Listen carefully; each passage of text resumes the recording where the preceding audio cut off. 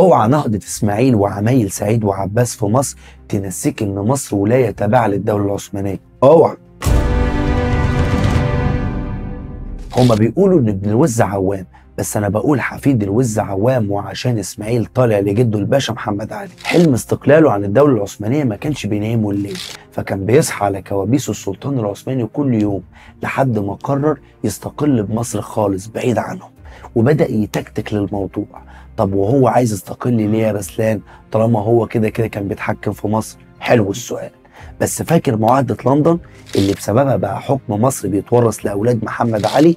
إسماعيل كان عايز يغيرها ويخلي اللي يورث العرش من بعده أولاده، مش أي حد من عيلة الباشا. كان سوسة إسماعيل برضه، وبدأ ينفذ خطته اللي كانت على حساب خزينة مصر الغلبانة اللي اتهد حيلها، لأنه استضاف السلطان عبد العزيز عشان يشربوا شاي بالياسمين، وجاب له شوية هدايا يقال إنها ملت السفينة بالكامل، ودفع فلوس لكل الناس القريبة من السلطان عشان تلين دماغه ويسيبه يستقل بمصر، زي الصدر الأعظم فؤاد باشا اللي إسماعيل باشا دفع له 60,000 جنيه وقت ما كانوا مبلغ.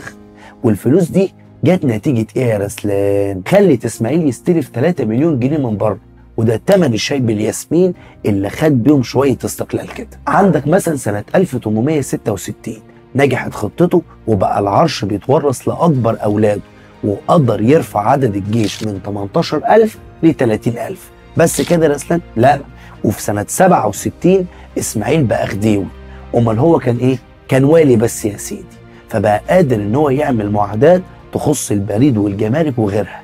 بس كده يا رسلان؟ لا والله، ده سنة 1872 طلع فرمان من السلطان العثماني هيخرب بيتك وبيتنا كلنا، فاسماعيل بقى ليه الحق ان هو يستلف من اي حد من بره من غير ما يرجع للسلطان العثماني.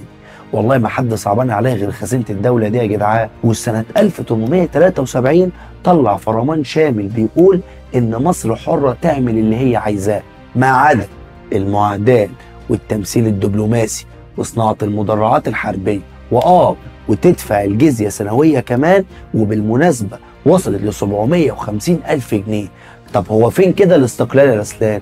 قول لي انت بقى، هل يا ترى اسماعيل استقل بجد عن الدولة العثمانية، ولا هنتفاجئ كلنا في اللي جاي والاستقلال ده هيطلع شوية كلام على ورق وهينتهي؟